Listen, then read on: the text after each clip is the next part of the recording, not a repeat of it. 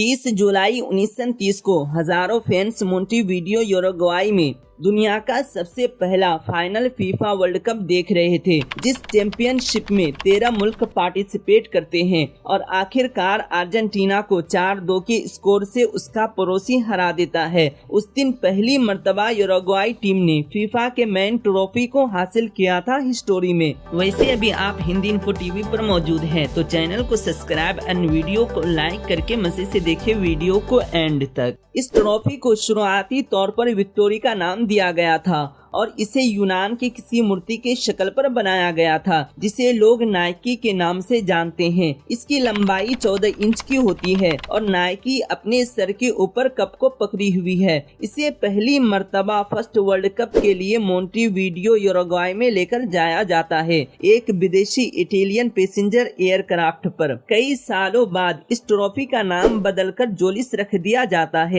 ये फीफा के 3rd president भी थे, जिसका फुटबॉल को ग्लोबल स्पोर्ट और वर्ल्ड कप बनाने में काफी मदद रहता है। ये अपनी जिंदगी में बहुत से डिजायरेबल अवार्ड और बहुत कुछ हासिल करते हैं। 1939 जो कि यूरोप के लिए काफी मुश्किल वक्त होता है, तो फीफा के वाइस प्रेसिडेंट ओडो रेनो बारासी ट्रॉफी को बैंक के वॉलेट से निकालकर अपने बेड के अंदर शूज बॉक्स में छुपा देते हैं ताकि इसे बचाया जा सके। ये ट्रॉफी 1970 तक एक विनर से दूसरे विनर के पास जाता रहता है। इसी साल Brazil 3rd time world cup को जीतता है, तो ये वर्ल्ड कप उसे अपने पास ही रखना पड़ा। उन्होंने शायद ओरिजिनल कप को कभी देखा ही नहीं, लेकिन ब्लैक एंड व्हाइट मोंगरील जो वर्ल्ड कप इंग्लैंड में होने से कुछ साल पहले उसे सेव कर लेता है। ट्रॉफी को लंदन के एग्जीबिशन स्टैम्प पर दिखाया जाता है, जिस पर 24/7 कड़ी नजर रखी जाती है। लेकिन कोई चोर या शायद चोरों के किसी ग्रुप ने किसी तरह सिक्योरिटी कैव्स को तोड़कर इस ट्रॉफी को अपने साथ ले जाने में कामयाब हो जाते हैं और फिर इस ट्रॉफी की तलाश इमीडिएटली शुरू कर दी जाती है।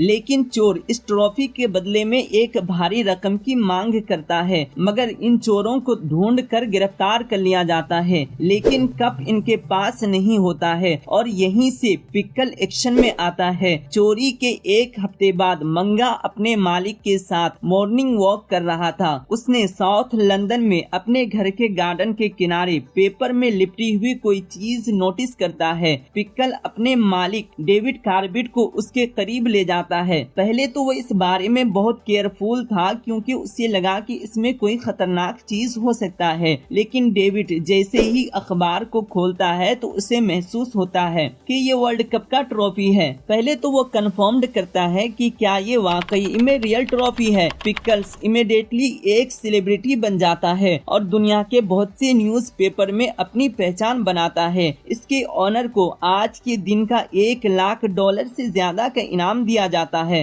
और फिर जब ये ट्रॉफी मिसिंग थी तो इंग्लैंड के फुटबॉल के एसोसिएशन सिक्योरिटी एक फेक ट्रॉफी को ऑर्डर दे देते हैं, क्योंकि अगर रियल ट्रॉफी न मिले तो ये उसकी जगह पर काम कर जाए। इंग्लैंड को सिर्फ रियल ट्रॉफी को होल्ड कर रखना था। ऑफिशियल्स जो पिछले 4 साल से टूर में थे, वो लॉकर रूम में आते हैं और इस फेक ट्रॉफी को रिप्लेस करके रियल ट्रॉफी को रख देते हैं। जैसा कि आप पहले ही जान चुके हैं कि ब्राजील वर्ल्ड कप को जीत चुका था, तो फीफा नेक्स्ट वर्ल्ड कप के लिए ट्रॉफी बनाने की डिजाइन कॉम्पिटिशन्स को अनाउंस करता है। सोलोवियो गोटजा नंगा 7 देशों के 53 सबमिशंस में से बेस्ट डिजाइन को ऑफर करता है। नई ट्रॉफी 2 एथलीट का स्टेचू है जो एक ग्लोबल को होल्ड किया हुआ है। कुछ लोग इसे डिपिक्शंस के तौर पर देखते हैं। इसमें लेजेंडरी ब्राजीलियन खिलाड़ी हैं, क्योंकि वही एक ऐसे प्लेयर हैं जिन्होंने अपनी जिंदगी में 3 वर्ल्ड कप जीत चुका है। लेकिन आर्टिस्ट ने इसे कभी कंफर्म नहीं किया। फीफा के मुताबिक ये ट्रॉफी 18 कैरेट सोने से बना हुआ है, जिसकी बेस पर मालाकाइट के बॉन्ड से है।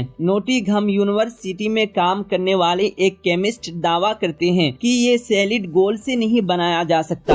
अगर ऐसा होता तो ट्रॉफी का वजन कम से कम 150 पाउंड होना चाहिए, क्योंकि गोल्ड वाकई में एक डेंस मटेरियल है और विनिंग टीम में से कोई भी इसे इतनी आसानी से अपने सरों के ऊपर नहीं उठा सकता। प्लस ये ह्यूज सोने को वेस्ट करना होगा। सो साइंटिस्ट को यकीन है कि स्टेचू स्टेचू में ग्लोबल होलो होना चाहिए। 1994 के बाद फीफा के वर्ल्ड कप के बेस पर इंग्रेविंग की गई थी। वो बॉटम की साइड पर एक प्लेट को जोड़ देते हैं विनिंग टीम कंट्रीज के नाम के साथ। इस इंस्क्रिप्शन के फिगर में हमेशा देशों के नाम उनके नेशनल लैंग्वेज में होता है और ये इस प्लेट को हर वर्ल्ड कप में रिप्लेस कर देते हैं और जगह बचाने के लिए स्पाइरल में नामों को रीअरेंज कर देते हैं। लेकिन अभी भी मुमकिन है कि सिर्फ 2 देशों के नाम ही आ सके खाली जगह पर। सो फीफा को 2038 तक न्यू आइडिया या रिप्लेसमेंट के साथ आना होगा। तो उम्मीद है कि ये ट्रॉफी एक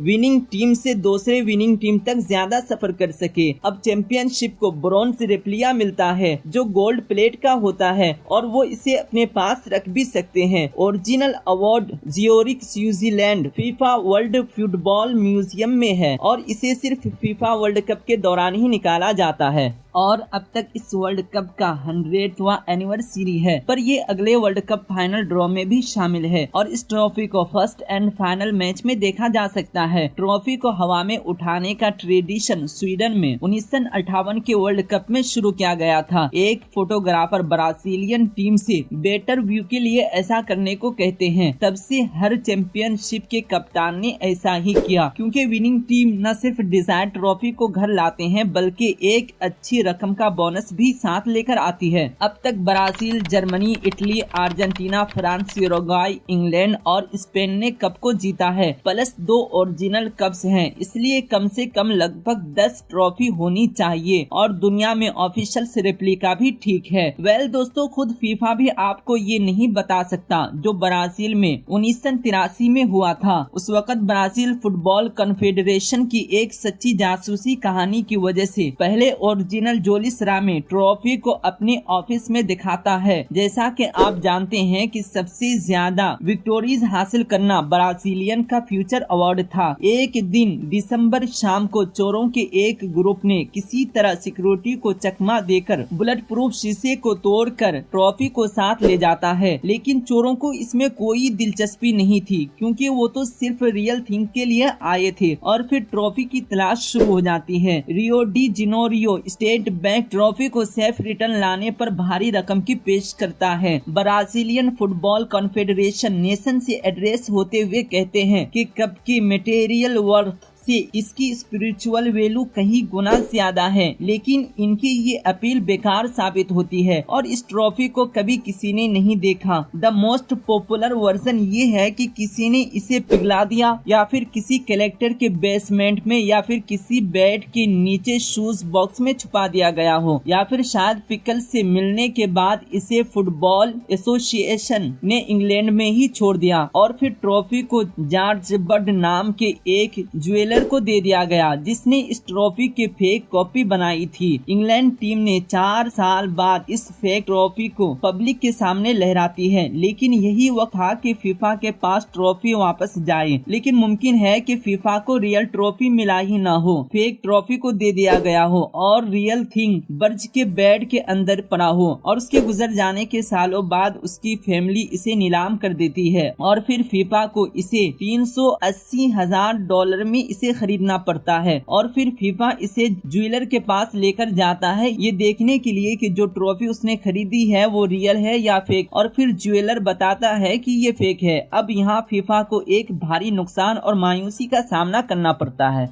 वीडियो देखने के लिए बेहद शुक्रिया। प्लीज गाइस वीडियो को लाइक जरूर कर दें एंड चैनल को भी सब्सक्राइब कर दें। फिर मिलते हैं किसी और वीडियो में। Be cautious and take care.